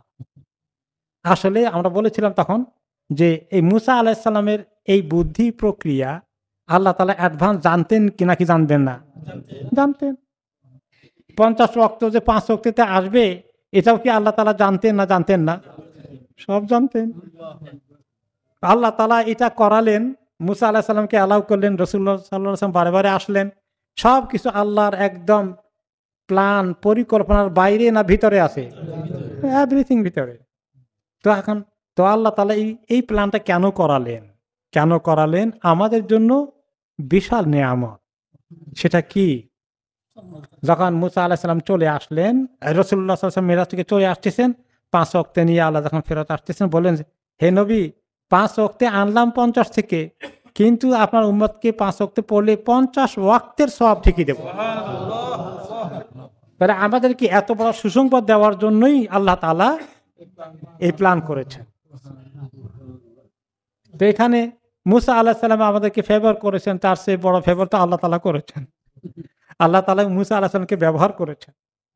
আল্লাহর ইঙ্গিত ছাড়া মুসা আলাইহিস সালাম অতিরিক্ত কোনো কাজ করার কথা না। তো যাই হোক, আল্লাহ তাআলা এই যে ঈমানের নিয়ামত, ওমা আকসারুন নাসি ওয়ালাউ হারাসতা বিমুমিনিন, অধিকাংশ মানুষ আপনি চাইলে ঈমানদার হবে না। অধিকাংশ মানুষের কাছে আমরা দিনের দাওয়াত দিয়ে তাদেরকে ঈমানের দিকে আনার দায়িত্ব আমাদের প্রতি রয়েছে, তাই না? এই উম্মত হচ্ছে উম্মতুদ দাওয়া, তাই না? কুনতুম খায়রা উম্মাতিন উখরিজাত লিন-নাস তা'মুরুনা বিল মা'রুফ ওয়া তানহাউনা আনিল মুনকার। তোমরা উত্তম জাতি, মানুষকে তোমরা বুঝাবে, পরামর্শ দিবে, ডাকবে, বলবে আল্লাহর দিকে আনতে, ভালো কাজের দিকে আনতে, মন্দ কাজ থেকে সরাতে, আল্লাহর দিকে আনতে। এখন আমাদের ছেলে মেয়ে তো চলে যাচ্ছে অন্যদিকে, সেই কথা থেকেই এক্সাম্পলে গিয়েছিলাম, তাই না? আমাদের পরিবার পরিজনকে যদি আমরা কু আনফুসাকুম ওয়া আহলিকুমের কাজ না করি, এই দেশে শুধু রিল্যাক্স থাকি, তাহলে আমাদের ছেলে পেলে কোন দিকে রওনা করবে? আমরা বিপদে আছি, বিপদে আছি, আল্লাহর কাছে মাপ চাই। এবার আমরা আসি আবার মুসা আলাইহিস সালামের কাহিনীর দিকে। ওয়াইদ নাদা রাব্বুকা মুসা আন ইতিল কওমাজ জালিমিন। আল্লাহ তাআলা আপনার রব যখন মুসা আলাইহিস সালামকে ডেকে বললেন আন ইতিল কওমা যালিমিন, আপনি জালিম কওমের কাছে যান। এই জালিম কওমের নেতাকে ফেরাউন, ওকে, যান সেখানে গিয়ে তাকে দাওয়াত দেন। কওমা ফিরআউন লা ইয়াত্তাকুন, ফিরআউন এবং তার কওমকে দাওয়াত দেন, আল্লাহকে ভয় করবে না তারা। সে সীমা লঙ্ঘন করছে, সে নিজেকে রব বলে দাবি করছে। ক্বালা রাব্বি ইন্নী আখাফু আন ইউকাযযিবুন। তো মুসা আলাইহিস সালাম বলেন যে আল্লাহ, হে আমার রব, আমার আশঙ্কা হচ্ছে যে তারা আমার কথা বিশ্বাস করবে না, আমাকে মিথ্যাবাদী বলে উড়িয়ে দেবে। তো মুসা আলাইহিস সালামের এই এক্সাম্পলটা ওনাকে দেওয়া হলো। তিনি হচ্ছেন সাহিবুশ শরিয়াতুল কুবরা। মুসা আলাইহিস সালামের শরীয়ত দীর্ঘদিন পৃথিবীতে চলেছে। ওনার ইন্তেকালের পরে বহু নবী এসেছেন, সব নবী ওনার শরীয়তকেই ফলো করেছেন। এই জন্য ওনার দীর্ঘ এক্সপেরিয়েন্স, ওনার পরে বাকি নবীদের এক্সপেরিয়েন্স একসঙ্গে এই শরীয়তে এসেছে। যাই হোক, তো মুসা আলাইহিস সালাম বললেন যে আমি, ইয়া আল্লাহ, আমি কেমনি দাওয়াত দেব? আমার তো আশঙ্কা তারা আমাকে বিশ্বাস করবে না। ওয়ায়াদিকু সাদরি ওয়ালা ইয়ানতালিকু লিসানি ফাআরসিল ইলা হারুন। আমি কেমনি দেব? আমার হৃদয়ে সংকীর্ণতা চলে আসবে। আমার এত বড় ব্যক্তির কাছে যেতে, যে এত বড় প্রতাপশালী, যে এত বড় ডাকাত মার্কা, এত বড় দম্ভ গর্ব করে, যে নিজেকে মাবুদের জায়গায় বসিয়ে দিয়েছে, এত বড় দুষ্ট, তার কাছে কি ওয়ালা ইয়ানতালিকু লিসানি, আমার কথা কি ঠিক মতো আসবে? এমনি তো কথার মধ্যে ওনার কিছুটা কোন কোন তাফসীরে এসেছে যে একটুখানি জড়তা ছিল। আর আমাকে কাজে আমার সঙ্গে ফারসিল ইলা হারুন, হারুনকেও পাঠান আমার সঙ্গে। ওকে, এখন এখানে অনেকগুলো কথা আছে। একটা হলো যে মুসা আলাইহিস সালাম অন্য জায়গায় দোয়া করেছেন, আমরা শুনেছিলাম, রব্বি ইশরাহ লি সদরি, যে আল্লাহ, আমার এই যে সিনার মধ্যে যে কষ্ট হয়, যে আমি যেন এটাকে মানতে বা নিতে, দায়িত্ব নিতে অস্বস্তি বোধ করেছি, আল্লাহ আপনি আমার সিনাকে শরহ করে দেন, আমার অন্তরকে প্রশস্ত করে দেন, আমার ভিতরে কনফিডেন্স দান করেন।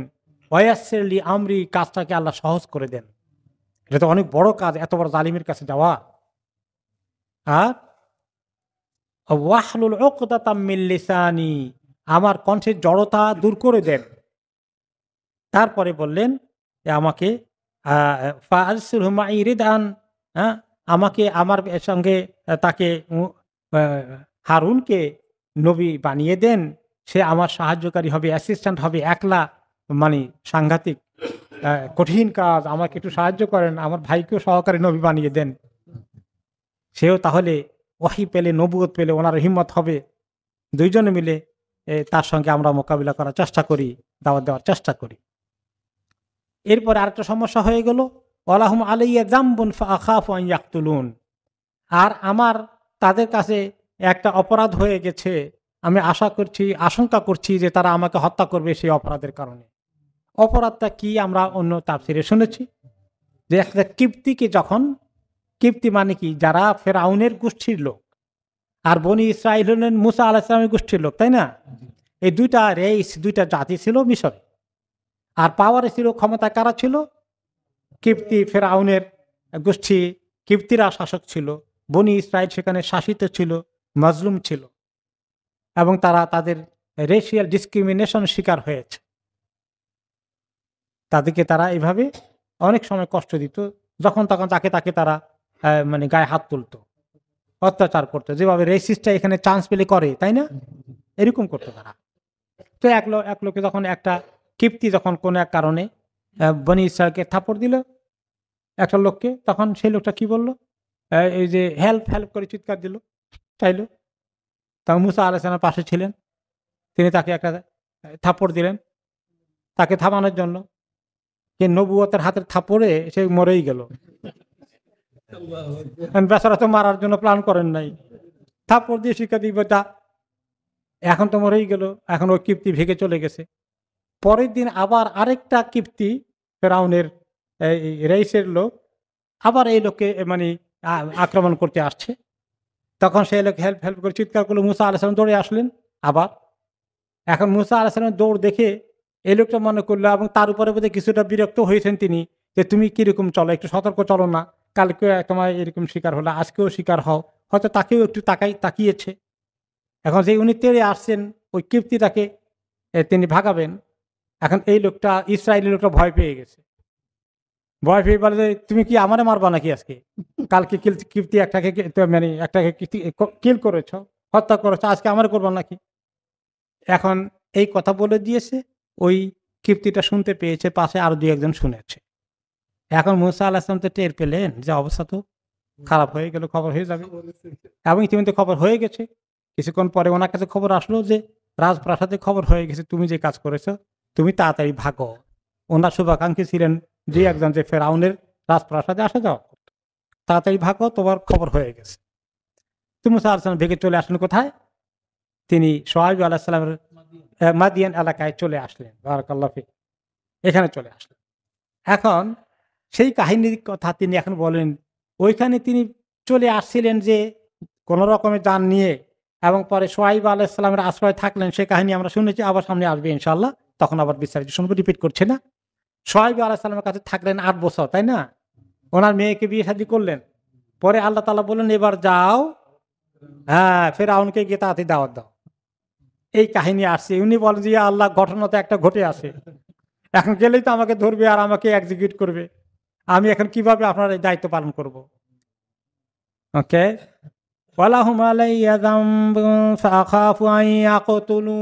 আমার তো একটা অপরাধ তাদের কাছে লিস্টেড আছে, যদিও অনিচ্ছাকৃত হয়েছে, কিন্তু ঘটনাটা ঘটে গেছে। আল্লাহ, আমার আশঙ্কা তারা আমাকে কতল করে ফেলবে। এখন নবী যদি আল্লাহ রাস্তায় কতল হয়ে যান তো শহীদ হয়ে যাবেন, অসুবিধা কি? উনি এত ভয় পান কেন? তা আসল মতলব তো হলো নবুয়ত দেওয়া হয়েছে কিছু কাজ করার জন্য। আর প্রথমে গিয়েই যদি শেষ হয়ে যান তো কাজ করবেন কোন সময়? শহীদ তো হলেন ঠিকই, কিন্তু এই দায়িত্ব পালন করার জন্য তো উম্মতকে চেষ্টা করা দরকার। এখন উম্মতের মধ্যে কেউ যদি থাকে যে তিনি মনে করেন যে দিনের জন্য কিছু কাজ করবেন, যদি বলেন যে তার উপরে বিপদ চলে আসলে শহীদ হয়ে গেলে তো কোনো কথা নাই, কিন্তু নিজে গিয়ে আগেই কোনো কাজ করার আগে শহীদ হয়ে যাও, তো কিছু করার সুযোগ হলো না। আল্লাহ তো তাআলা তো চান যে শাহাদাত মোমেনদের জন্য ভালো, কিন্তু তারা শাহাদাত করার আগে কিছু কাজ করার জন্য তো প্ল্যান করতে হবে। যাই হোক, তো এই ছিল ওনার আশঙ্কা। তো আল্লাহ তাআলা সেই আশঙ্কা দূর করে দিয়ে বলছেন, ক্বালা কাল্লা ফাযহাবা বিআয়াতিনা ইন্না মাআকুম মুস্তামিউন। আল্লাহ তাআলা কাল্লা বলেন, কখনো নয়। তার অর্থ তোমাকে হত্যা করতে পারবে না। আল্লাহ তাআলা একদম কখনো নয় বলে পরিষ্কার করে ওনাদেরকে কনফার্ম মেসেজ দিলেন যে কি জানো, ফাযহাবা, যাও তোমরা দুইজনে, পারবে না তোমাদেরকে কতল করতে, করবে না। ইন্না মাআকুম মুস্তামিউন, আমি তোমাদের দুইজনের কথা তোমরা দুইজনে শুনবো না, একলা আমিও শুনবো। আমি শুনে তো আমি আসি তোমাদের পেছনে, তোমাদের রক্ষা করার জন্য আমি দায়িত্ব নিলাম। তুমি যাও, যেতে হবে, তোমরা দুইজনে যাও। ফাতিয়া ফিরাউনা ফাকুলা ইন্না রাসূল রাব্বিল আলামিন। সেখানে গিয়ে তাকে বলো যে শোনো, আমরা আল্লাহর পক্ষ থেকে নবুয়তের দায়িত্ব আল্লাহ তাআলা দিয়েছেন, রিসালাত পাঠিয়েছেন, আমরা এসেছি রব্বুল আলামিনের পক্ষ থেকে রাসূল হিসাবে তোমার কাছে, যে তুমি তার প্রতি ঈমান আনো, আর আন আরসিল মানা বানি ইসরাঈল, আর আমাদের সঙ্গে তুমি বনি ইসরায়েলকে দিয়ে দাও, তাদেরকে নিয়ে আমরা সেফলি ফিলিস্তিনের দিকে চলে যাই। এখানে তারা অনেক নির্যাতিত, নিষ্পেষিত, জুলুমের শিকার হয়ে আছে, তাদেরকে আমরা সেফটিতে নিয়ে যাই। এই বেচারাদের কাছে কষ্টে রেখো না, তাদেরকে মুক্ত করে দাও। সে তো বনি ইসরায়েলদেরকে পাহারা দিয়ে রাখছে, যেতেও পারবে না, ঠিকমতো বাঁচতেও পারবে না, তাদের পুত্র সন্তান হলেই কতল করতে হবে, তাই না? এই কাহিনী তো চলে আসছে মুসা আলাইহিস সালামের জন্মের আগ থেকেই। তো এই কথা তখন তিনি বললেন, এখন ফেরাউন বলে, ও তুমি ওই মুসা নাকি, যে মুসা আমার ঘরে লালিত পালিত হয়েছিল, তুমি এখন বড় হয়ে গেছো, ও এখন নবীও হয়ে গেছো। ক্বালা আলাম নুরাব্বিকা ফীনা ওয়ালিদা, তুমি আমার ঘরে ছোট্ট শিশু হিসাবে লালিত পালিত হওনি? এত বড় স্পর্ধা তোমার, আমার ঘরে বড় হয়ে এখন তুমি নবী হয়ে এসেছো না। ওয়ালা বিস্তাফিনা মিন উমরিকা সিনিন, তুমি আমার ভিতর, আমার ঘরে বাড়িতে আমার সঙ্গে তুমি মানুষ হলে বা আমার এখানে প্রতিপালিত হলে, তোমার কত বছর পর্যন্ত তুমি আমার ঘরে থাকলে, হ্যাঁ, রাজকীয় হালাতে তোমাকে লালন পালন করা হলো, আর আজকে তুমি আমার জন্য কি চ্যালেঞ্জ হয়ে এসেছ। ফাআলতা ফাআলাতাকা আল্লাতী ফাআলতা ওয়া আনতা মিনাল কাফিরিন, আর তুমি এমন এক কাজ করলে, ওই কাজ, যে কাজটা কত জঘন্য কাজ হলো, আর তুমি হলে কাফেরদের অন্তর্ভুক্ত। এখন দুইটা কথা, কি কাজ করেছিল? ওই যে জঘন্য ঘটনা, একজন লোক ওনার হাতে নিহত হয়ে যায়, যেটা অনিচ্ছাকৃত ঘটে, এইটা একটা অপরাধ। আর ও আনতা মিনাল কাফিরিন, তুমি তো কাফেরদের অন্তর্ভুক্ত। কাফের, এই কাফের কোন কাফের এটা? ওকে, কারণ কাফের তো হলো দুই রকম। ওকে, এক কাফের হলো ওকে যে সে আল্লাহ তাআলার কুফরি যে করে, সে এক কাফের। আর কুফর শব্দের অর্থ অকৃতজ্ঞ হওয়া। তুমি অকৃতজ্ঞ, যে অস্বীকারী, যে একজনের নিয়ামত খায়, একজনের ফেভার নেয়, একজনের দ্বারা অনেক এহসান গ্রহণ করে, সেটা স্বীকার করে না। আমি মনে করছি যে তুমি আমার কাছে এত ছিলে, তুমি আসবে এখানে ক্ষমা চাইবে, তুমি আমার কথা শুনবে, হ্যাঁ, তুমি অপরাধ করেছ, এখন দেখি তুমি আমার থেকে বড় কিছু হওয়ার দাবি করে বসে আছো। আমার এত কিছু করলাম তোমার জন্য, ছোটকাল থেকে পারলাম, এগুলো কোনো স্বীকৃতি তো নাই তোমার মধ্যে। তো এখানে কেউ কেউ বলেছেন, তাফসির করেছেন এই আয়াতে, যে তুমি তো কাফের ছিলে, আমি যেরকম কাফের, ওয়ান তামিনাল কাফির, তুমি তো আল্লাহ বিল্লাহ কিছু চিন্তা না, এখন কোথেকে বাইর করছো এগুলা? তো এটা কেউ কেউ বলেছেন, কিন্তু মেজরিটি মুফাসসির কেরাম বলেছেন যে ফেরাউনের কাছে সে যদি নিজেকে কাফের মনে করতো, সে তো আর কাফের থাকতো না, সে তো নিজেকে কাফের বলতে চায় না। কাজে এখানে কুফরি বলতে অকৃতজ্ঞতা বুঝিয়েছে। এখানে আল্লাহর শরীয়তের কুফরি ওইটা এখানে বোঝানো হয় না, কারণ ফেরাউনের মাথায় এই কনসেপ্ট নেই, কারণ সেই তো এক নম্বর কাফের হয়ে যায়, ওনারা কাফের বলে কেমন, তাই না? ক্বালা ফাআলতুহা ইযা ওয়া আনা মিনাদ দাল্লিন, যে আমি ওটা করেছিলাম, যে আসলে কাজটা আমি স্বীকার করি, এটা একটা ভুল হয়ে গেছে, আর আমি আসলে ভুল করে ফেলেছি, বড় ভুল হয়ে গেছে। তার আমি থাপ্পড়টা একটু আস্তে দিলে হতো, কত রাগ গোসাকার থাপ্পড়টা জোরে লেগে গেছে। আসলে এক থাপ্পড়ে মানুষ মরে যায়, এটা খুব কমই পৃথিবীতে ঘটেছে। হ্যাঁ, তো এটা হয়তো আমি একটু খেয়ালও করি নাই। আর আসলে তো নবীদেরকে আল্লাহ তাআলা অনেক শক্তি দান করেন, অনেক শক্তি দান করেন। নবীরা কখনো সাধারণ মানুষের মতো নয়। নবী করিম সাল্লাল্লাহু আলাইহি সাল্লামকে আল্লাহ তাআলা বিবিদের সংখ্যা অনেক বেশি রাখার সুযোগ দিয়েছেন, কারণ ওনার পক্ষে সেটা সম্ভব, কিন্তু সাধারণ মানুষের জন্য সেটা সম্ভব না। সব নবীদের ক্ষেত্রেই তাই। ওহী রিসিভ করার কাজ, ওরে বাবারে, আমরা হলে তো গলেই যেতাম। আমাদের মতো আমরা তো হতে পারবো না, তাইলেও আমাদের মতো মানুষ হলে কোন নবী ওহী গ্রহণ করতে পারতেন না, মাটির সঙ্গে মিশে যেতেন। এটার এত ওজন। আপনি চিন্তা করেন, যে শুনেছেন আরো, যে শীতকালে প্রচন্ড শীতের সময়ে যখন ওহী নাজিল হতো আরব দেশে, কিন্তু অনেক শীতের সময় ভালো শীত হয়।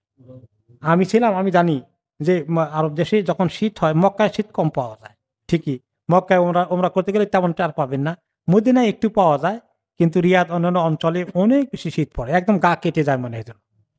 তো ওই শীতের সময়ে মদিনায় যখন ওহী নাজিল হতো, রাসূলুল্লাহ সাল্লাল্লাহু আলাইহি ওয়াসাল্লামের ওহী শেষ হয়ে গেলে শরীর থেকে ঘাম ঝরতো টপ টপ করে। তাহলে কেমন ওহীর ওজন হয়। হ্যাঁ, তো সেই নবী মুসা আলাইহিস সালাম এরকম যে ঘটনা ঘটে গেল, তিনি বললেন ওয়ান আমিনাদ দালিন, এটা একটা বিভ্রান্তির কাজ হয়েছে, আমি এটা রিয়েলাইজ করি যে হয়তো আমার একটু আরো সতর্ক থাকা দরকার ছিল, এই চেষ্টার জন্য আমি অনুতপ্ত, এটা তো অস্বীকার করা যাবে না। তারপরে আল্লাহ তাআলা বলেন যে আল্লাহ তাআলা ওনার কাহিনী বলছেন, মুসা আলাইহিস সালামের কাহিনী, যে তিনি বলছেন ফাফারারতু মিনকুম লাম্মা খিফতুকুম, আমি জানি এই যে একটা অন্যায় কাজ হয়ে গেছে অনিচ্ছাকৃত, তারপরও যেহেতু আপনারা ভুল বুঝবেন, আমি যে অনিচ্ছাকৃত করেছি এটা আপনারা মানতেও রাজি হবেন না, সেজন্য আমি পালিয়ে চলে গিয়েছি আপনাদের কাছ থেকে, যে খামাকা আপনারা আমার উপরে অন্যায় বুঝবেন, যে আমি আসলেই একটা লোককে হত্যা করার নিয়তেই তাকে আমি এরকম করেছি। তো আমি সেই জন্য আপনাদের ভয়ে আমি পালিয়ে গিয়েছিলাম। তারপর আমি অমুক নবীর কাছে এতদিন ছিলাম, এখানে মুক্তাসর ভাবে এসেছে। তারপরে বলেন যে এবার কি হয়েছে শোনেন, আমার তো এই কাহিনী। এখন আমি যে এসেছি, আমি তো আমার ইচ্ছায় আসিনি, আমি তো নিজে নবী হওয়ার রাস্তা আবিষ্কার করিনি। ফাওয়াহাবালি রব্বি হুকমা ওয়া জাআলানি মিনাল মুরসালিন। আমার রব আমাকে হুকুম দিয়েছেন, ওয়াহি দিয়েছেন, ওয়াহির জ্ঞান দিয়েছেন, হক বাতিল বুঝার ফয়সালা করার মতো জ্ঞান দিয়েছেন, ওয়াহির জ্ঞান। আর আল্লাহ তাআলা আমাকে নবুয়তের দায়িত্ব দিয়ে রাসূল হিসাবে পাঠিয়েছেন। তার কাজে সেই রসুলের দায়িত্ব আপনার কাছে এই খবর দেওয়ার জন্য, আল্লাহর দিকে ডাকার জন্য তিনি আমাকে এখন পাঠিয়েছেন। ওয়াতিলকা নি'মাতুন তামুন্নুহা আলাইয়া আন আব্বাদতা বানি ইসরাঈল।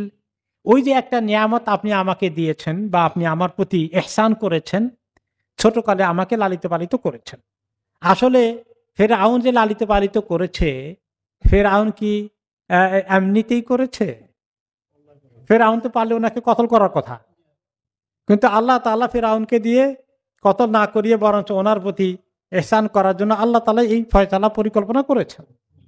এখন এই এতটুকুন আমাকে ফেভার করছেন, যাই হোক আপনার বাড়ি ঘরে লালন পালন করে, এটা হলো আপনি আমার প্রতি ইহসান করলেন। আর আমার জাতির প্রতি, বনি ইসরায়েলের প্রতি আপনি কি করেছিলেন? আন আব্বাত্তা বনি ইসরাইল, তাদেরকে আপনি দাসত্বের গোলামের জিনজির পরিয়ে দিলেন। তাদেরকে আপনি কি নির্যাতন করেছেন এতদিন, তাদের সন্তানগুলোকে হত্যা করেছেন, সবাইকে বাধ্যতামূলক শ্রম নিয়েছেন, পরিশ্রম করিয়েছেন। তাদেরকে আপনি কত লোককে অত্যাচার করেছেন, হত্যা করেছেন, নামাজ পড়তে দেননি। নামাজ পড়তে পারতো না তারা, ঘরের ভিতরে লুকিয়ে নামাজ পড়তে হতো, কোনোদিন বাইরে নামাজ পড়তে পারতো না। চায়নায় আজকে উইগুর মুসলিমরা যেভাবে আসে, যদি কেউ নামাজ পড়ে থাকে তারা ঘরে বাড়িতে পড়তো, এই কারণে তাদের ঘর বাড়ি থেকে ডেকে নিয়ে বিরাট বিরাট কনসেন্ট্রেশন ক্যাম্পের মতো করে তাদেরকে সেখানে তাদের মগজ ধোলাই করার জন্য, মাথা থেকে ইসলাম সরানোর জন্য, সেখানে তারা তাদেরকে ইসলাম থেকে বের করার জন্য পরিকল্পনা নিয়ে গণ কি বলে যে আপনার হোস্টেল তৈরি করে বিশাল জায়গার মধ্যে রেখে তাদেরকে প্রতিদিন তাদেরকে লেকচার দেয়, শোনায়। তাদের ছেলে মেয়ে যারা বড় হচ্ছে ওদেরকে তারা গান বাজনা, নাচ, কালচারাল এগুলো শিখায়, যাতে করে ইসলাম থেকে সরে আসে, কেউ যেন নামাজ না পড়তে পারে। এই জালিমগুলো, এই চায়নার জালিম শক্তিগুলো মুসলমান উইগুরদেরকে এইভাবে নির্যাতন করছে পৃথিবীতে। আর মুসলিম রাষ্ট্রপ্রধানগুলো তাদেরকে ওয়েলকাম করে, তাদের সঙ্গে উঠানামা করে, এই জাহান্নামীদের সঙ্গে তারা জাহান্নামে যাওয়ার জন্য চুক্তিপত্র করে, তাই না? সুবহানাল্লাহ। রোজা রাখতে দেয় না, শুকরের গোশত খাইতে বাধ্য করে, মা বোনদের পর ইজ্জত রাতের পর রাত লুণ্ঠন করছে। এই ডাকাতগুলোকে মুসলমান রাষ্ট্রপ্রধানগুলো, রাজা বাদশাহগুলো তাদের কিভাবে ওয়েলকাম করে? আল্লাহর কাছে সবগুলো কত মারাত্মক আসামি হবে বলেন। হাসবুনাল্লাহু ওয়া নি'মাল ওয়াকিল। ঠিক এইরকম মুসা আলাইহিস সালামের কওমকে এরকম নির্যাতন করেছিল ফেরাউন, যে বনি ইসরায়েলকে এত দাসত্বের গোলামের জিনজিরে বন্দী করে রেখলেন আপনি, সেটা দেখেন না।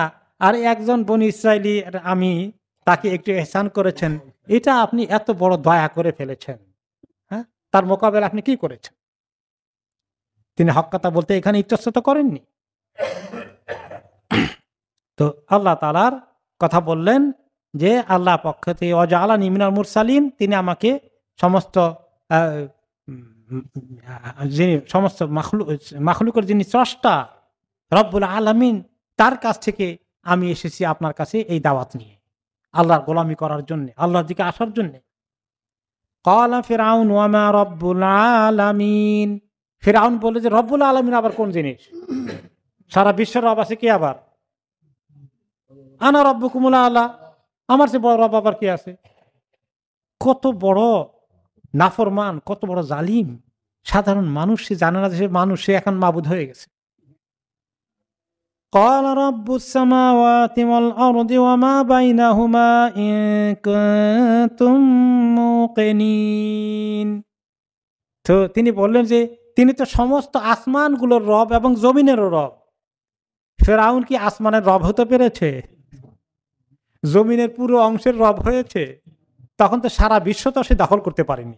তার এই রাষ্ট্রের অন্তর্ভুক্ত যতটুকু এরিয়া সেখানে সে ডিক্লেয়ার করেছে আনা রব্বুকুমুল আলা।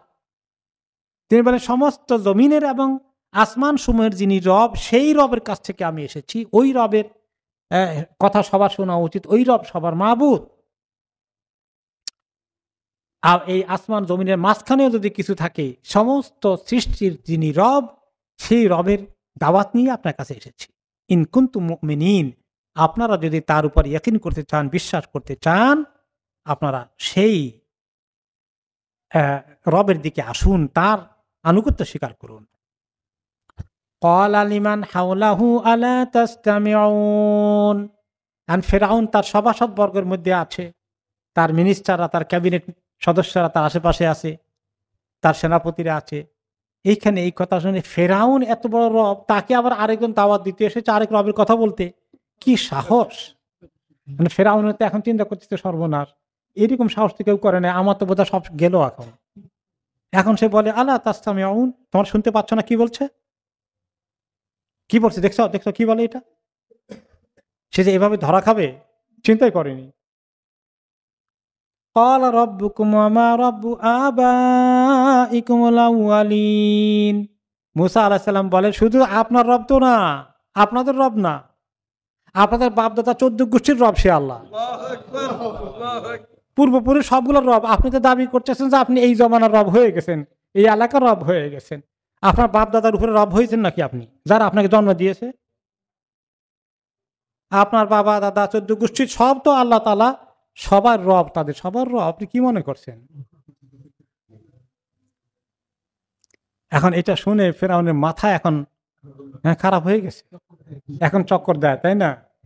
চক্কর দিয়ে কি বলবে এখন, সে তো মানে আল্লাহ তাআলা তাকে এমন ভাবে ধরেছেন, হ্যাঁ, এত বড় মজলিসের মধ্যে তাকে এইভাবে ধরা হবে, সে যেখানে কেউ তার সামনে কোনো কথা বলার সাহস পায় না, এত বড় কিছু হয়ে যাচ্ছে।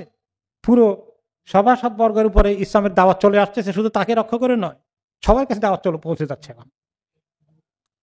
ক্বালা রাব্বুল মাশরিক, তখন সে বলে, ফেরাউন এখন বলে কি বলে এখন সে এখন পরিস্থিতি অন্যদিকে নেবে, সবাইকে এখন কি বুঝ দেবে সে?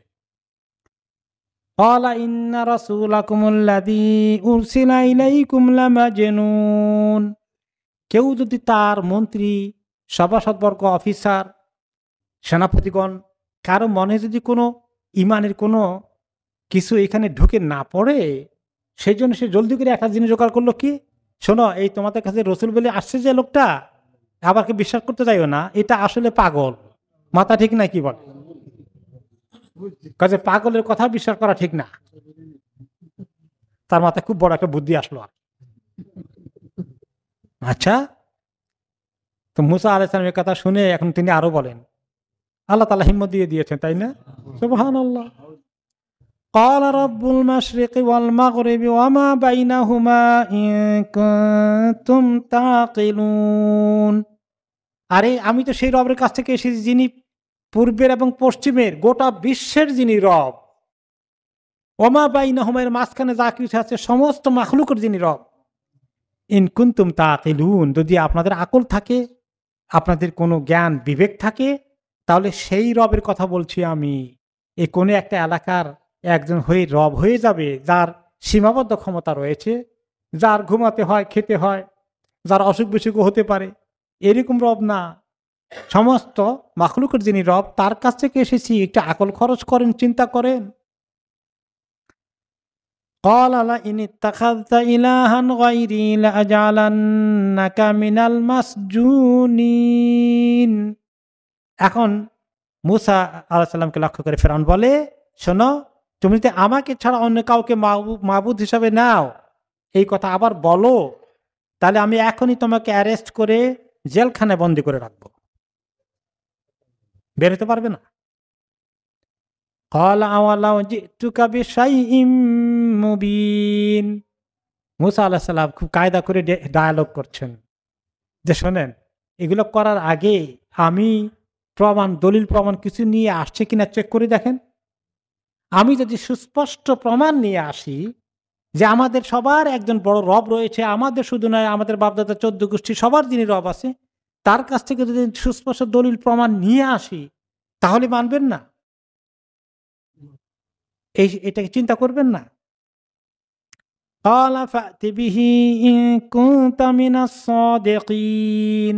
এখন সে যদি বলে ফেরাউন যে দেখি দেখাও দেখি, না সে যদি বলে যে না আমি তো এগুলো কিছু মানি না, যুক্তি প্রমাণ দলিল দিয়ে দেখালেও মানি না, তাহলে তো লোকদের কাছে একটু বেকুব হয়ে যায়। সে যুক্তি প্রমাণ মানে না, একটু দেখা তো দরকার একজনে কি বললো না বললো। হ্যাঁ, না দেখার আগেই যদি বলে আমি মানি না, তাহলে তো ঠিক না। এরকম এখন একটা কথা মনে পড়লো, আরো সম্বন্ধে বলেছিলাম, আমরা একটা আরবি গল্প পড়েছিলাম আমাদের আরবি সাহিত্যে। এক লোক দাবি করে বসলো যে সে নবী। তো এক ছোটখাটো এক রাজার কাছে আসছে। তো রাজার তেমন জ্ঞান ট্যান নাই আর কি। তো বলে যে আমি তো নবী হয়ে আসছি, আমার উপর ওহী নাজিল হয়েছে। তো রাজা বেশি জ্ঞানী না। তো বলে মন্ত্রী তো কিছু জ্ঞানী থাকে, তাকে জিজ্ঞেস করলো যে মন্ত্রী সাহেব কি মনে করেন? সে বলতেছে নবী। এখন কি বলা যায়, আসলে ঠিক নাকি নবী নাকি? কারণ নবী হইতে হলে তো মর্যাদা লাগে, তাকে মর্যাদা দেখাইতে বলেন। তার মানে রাজার থেকে দেখালে মন্ত্রীর কিছু জ্ঞান আছে আর কি, কিন্তু বেশি নাই, একটু আছে আর কি। বলে যে তাকে তাহলে তো মর্যাদা দেখাইতে হবে, নবীরা মর্যাদা নিয়ে আসেন। তো মন্ত্রী কথা বুদ্ধি শুনে রাজা বলে যে তাহলে তুমি মর্যাদা দেখাও। মর্যাদা হলে মানে অলৌকিক কিছু দেখাবা, তুমি আল্লাহ তাআলা তোমাকে নবী হিসেবে পাঠিয়েছেন তার প্রমাণ। মর্যাদা এক্ষুনি দেখাইতে পারবা। কিভাবে দেখাবা? আপনি হুকুম করলে একটা তরবারি নিয়ে আসেন, আপনার মন্ত্রীর কল্লা এখনই ফেলে দেব, আর আপনি দেখবেন যে আবার আমি জিন্দা করে ফেলতেছি। এই মর্যাদা দেখাবো এখন। এখন রাজা মন্ত্রী সাহেব দিকে দেখে কি মনে করো? কারণ আমি তো বিশ্বাস করে ফেলছি উনি নবী, মর্যাদা লাগবে না, মর্যাদা লাগবে না, আমার বিশ্বাস হয়ে গেছে। তো সে কথাটা মনে পড়লো। যাই হোক, এখন ফেরাউন বলছে ক্বালা ফা'তি বিহি ইন কুনতা মিনাস সাদিকিন।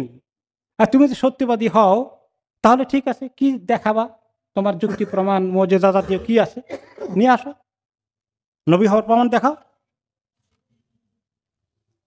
ফাআলকা আসাহু ফাইযা হিয়া সুবানুম মুবিন। এখনই হাতের লাঠিটা ছেড়ে দিলেন, এত বড় সাপ হয়ে উঠলো, এটা ফনা দিয়ে ফুঁসে উঠলো। এখন তো ফেরাউনের পালপিটেশন শুরু হয়ে গেছে, তার দিকে ছুটে কিনা। ওয়ানাযা ইয়াদাহু ফাইযা হিয়া বাইদাউ লিন-নাযিরিন। আর হাতটাকে বগলের তলে এখানে রেখে এমনি বাড়ি করলেন, এত ঝলক, একদম মানে এখানে নূরের ঝলক দেওয়া শুরু করে দিল। ফ্ল্যাশ করতেছে, হাত ফ্ল্যাশ করতেছে, লাইট দেখে সবাই তাজ্জব হয়ে গেল। এটা কি হাত এত ফ্ল্যাশ দিচ্ছে, লাইটের এত ঝলক, শুভ্র একদম নুরানি আছে লাইট। এখন চিন্তা করলো আসলে তো দেখাই দিছে, এখন কি করি, আরেক বিপদে পড়লাম। এরকম তো হয় না সহজে। তার মাথায় আরেক বুদ্ধি দিল শয়তান। ক্বালা লিল মালাኢ হাওলাহু ইন্না হাযা লাসাহিরুন আলীম। তখন বলে তার সভাসদবর্গকে, কারো ভিতরে যদি নবুয়তের প্রতি কোন রকম দুর্বলতা সৃষ্টি হয়ে যায় কিনা সেটা দূর করার জন্য, ও তোমার চার পাও নাই, এটা আসলে বড় জাদুকর হয়ে এসেছে। সাহিরুন আলিম, খালি জাদুকর না, আলিম, একেবারে পাক্কা পোক্ত নলেজ নিয়ে আসছে, জাদুবিদ্যার শেষটুকু পর্যন্ত অর্জন করে এসেছে। মারাত্মক তো এই কয়েক বছর এই কাম করেছে বুঝে বসে বসে। এই জাদু নিয়ে আসছে কি জন্য? তার মতলব আছে, মতলব হলো মিশরের ক্ষমতা দখল করা। ইউরিদু আন ইখরাজাকুম মিন আরদিকুম বিসিহরিহি ফামাযা তা'মুরুন। সে আসলে চায় জাদুর চমক দেখিয়ে, ভেলকি দেখিয়ে তোমাদেরকে জমিন থেকে বহিষ্কার করে দিতে। বনি ইসরায়েলকে দিয়ে জমিন দখল করবে, ক্ষমতা দখল করবে, তোমাদেরকে সবকে আউট করে দেবে। এখন বলো তার সেহের যে জাদু নিয়ে এসেছে, এইটার মোকাবিলা আমরা কিভাবে করবো? ফামাযা তা'মুরুন, তোমাদের পরামর্শ কি? তারা পরামর্শ দিল, যেটা পরে আসবে, যে সমস্ত দেশে খবর পাঠান, কত কত বড় বড় জাদুকর আছে, সবগুলো নিয়ে আসেন, জাদুকরকে দিয়ে তার জাদুর মোকাবিলা করানো হবে। তো সে কাহিনী আমরা আগামীতে শুনবো।